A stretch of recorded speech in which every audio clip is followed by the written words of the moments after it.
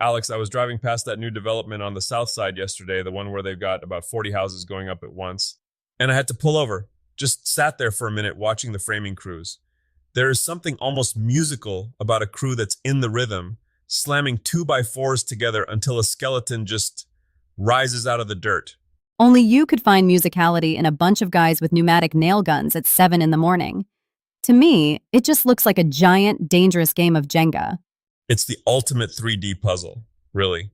But it's the foundation of everything we do. Whether you're building a birdhouse or a barn, if you don't understand how those sticks of lumber carry a load down to the earth, you're just guessing. And guessing in carpentry is a great way to end up with a door that won't close or a roof that decides to become a floor. Well, that's why we're here today. We're doing a deep dive into framing basics because let's be honest, for a lot of people listening, and maybe for me too, a wall is just a wall until you have to cut into it or build one from scratch. Then suddenly, words like king stud and header start sounding like a medieval court. It does sound a bit royal, doesn't it? But every one of those names serves a purpose. I remember the first shed I built by myself. I was maybe 19. I didn't understand the concept of a header over the door. I just figured, hey, it's a small building, the siding will hold it up. Oh no. Let me guess. The structural siding didn't live up to its name? First heavy snowfall we got, the top of that door frame bowed so hard the door wedged shut. I had to climb out the window like a burglar just to go get a shovel. It was a humbling lesson in how gravity never takes a day off. It's always pushing down, and framing is just our way of politely asking it to go around the openings we want to walk through. All right, let's start from the bottom then, literally. Before we even get to the walls, there's the floor. I see people talking about joists and subfloors. How does that dance start? It's all about the sill plate first. That's the piece of pressure-treated lumber that actually shakes hands with the concrete foundation. You've got to use treated wood there because concrete holds moisture like a sponge, and regular pine will rot faster than a pumpkin in November if it sits directly on it. Okay, so sill plate down, then come the joists? Exactly. The floor joists are the ribs. They span across the foundation to support the subfloor. And here's the detail that trips up a lot of beginners. Crowning. Crowning? Is that the royal terminology coming back? Sort of.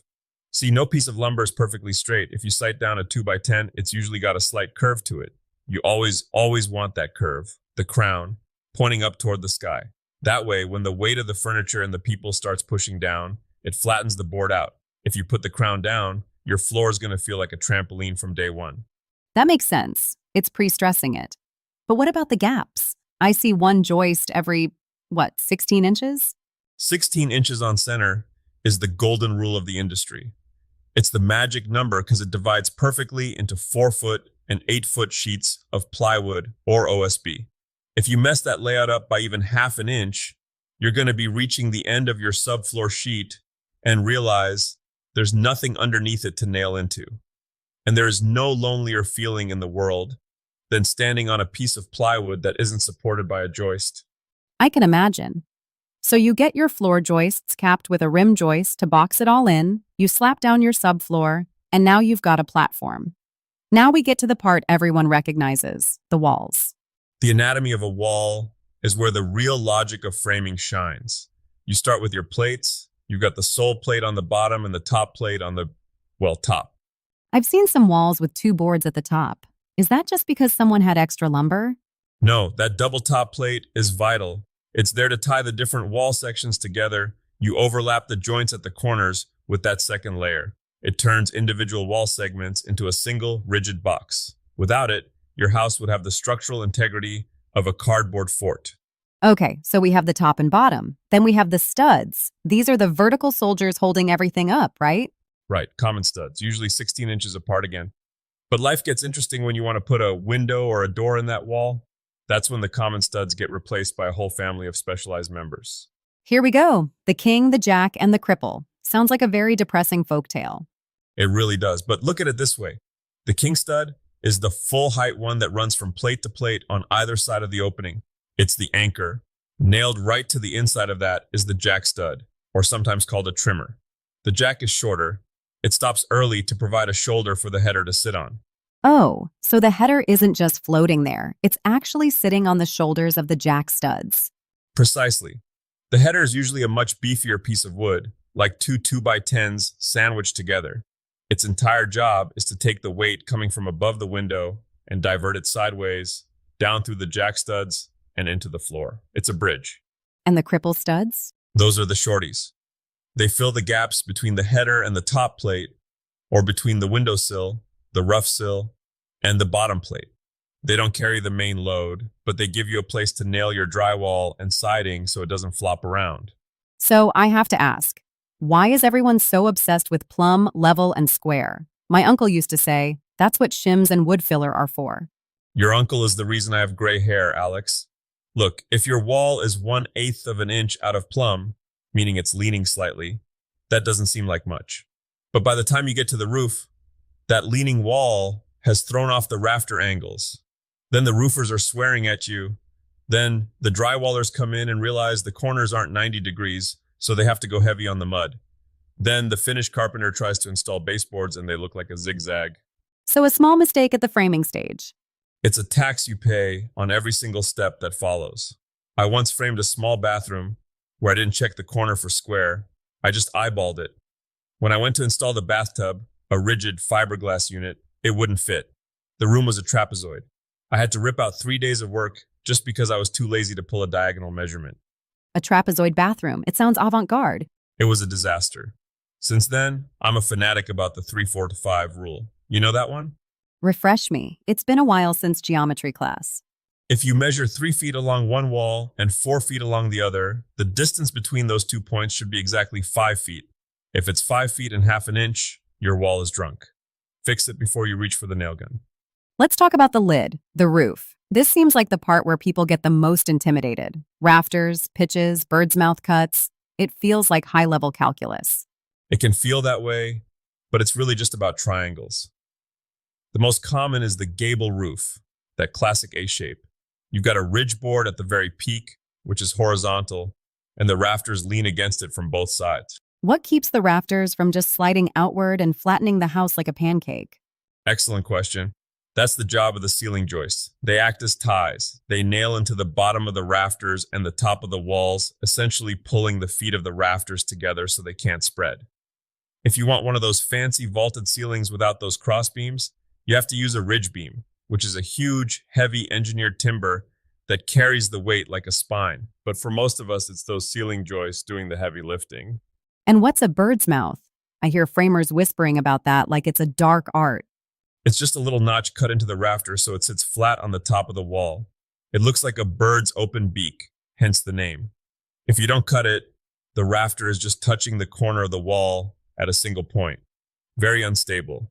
You want that rafter to have a nice, comfortable seat to rest on while it holds up the world. What about the different types of rafters? I saw a diagram that had hip rafters and jack rafters. A hip roof is when the roof slopes down on all 4 sides, like a pyramid with the top cut off. The hip rafter is the one that runs diagonally at the corners. The jack rafters are the ones that get shorter and shorter as they move toward the corner. It's a bit more complex to cut because you're dealing with compound angles that are tilted in 2 directions at once. To be honest, Alex, the first time I tried to cut a hip rafter, I wasted about 4 sticks of lumber before I got one that didn't have a gap big enough to stick a sandwich through. A sandwich? That's a very specific unit of measurement. It was a turkey club, extra mayo. But that's the thing about framing. It's forgiving in some ways because it's going to be covered up, but it's unforgiving in others. The strength comes from the tight fit of those joints. If someone is listening to this and they're thinking about tackling their first framing project, maybe a partition wall in their basement or a new garden shed, what's the one thing they usually overlook? Choosing the right lumber. People go to the big box store and just grab the first 2x4s on the stack. You've got to be the lumber. Be the lumber? Tiger, are we going Zen now? I mean, you have to look at it. Pick it up. Sight down the edge. If it looks like a hockey stick or a piece of dry pasta, put it back. You want straight, stable wood. And for the love of all things holy, check the moisture content. If the wood is green, meaning it's still wet from the mill, it's going to shrink as it dries. You'll frame a perfect wall today, and 6 months from now, you'll hear pop, pop, pop as the studs twist and pull your drywall screws out. So look for kiln dried? Exactly. KD or S-dry. It's worth the extra few cents. And remember, a 2x4 isn't actually 2 inches by 4 inches. Right, it's 1.5 by 3.5. Why is the industry trying to lie to us, Tiger? It's the nominal size versus the actual size. It starts out as a 2x4, but then they plane it down to make it smooth and pretty, and suddenly you've lost half an inch on both sides. If you try to plan a layout using exactly 4 inches for every stud, your math is going to be a train wreck by the time you reach the end of the wall. I can see you've been on that train before. I've been the conductor of that train, Alex. I've arrived at the end of a long wall only to realize I was 3 inches short because I forgot to account for the actual thickness of the corner studs. It's a long walk back to the saw when you realize your own brain betrayed you. We've covered floor joists, crown, 16 on center, king and jack studs, headers, and rafters. It's a lot, but I think the biggest takeaway for me is that framing is really just a system of transferring weight. That's it. It's a relay race. The roof rafters pass the weight to the headers pass it to the jack studs, the studs pass it to the floor plates, and the plates pass it to the foundation. As long as there's a solid path of wood all the way down to the ground, that building is going to stand for 100 years. It's funny. We spend all this time making sure the framing is perfect, and then we hide it behind drywall and paint. It's like the invisible art of the maker world. It is. But you can feel good framing. You feel it when you walk across the floor and it doesn't bounce. You feel it when you close a door and it clicks shut perfectly every single time without catching. There's a quiet satisfaction in knowing that the skeleton of your project is honest. Honest framing. I like that.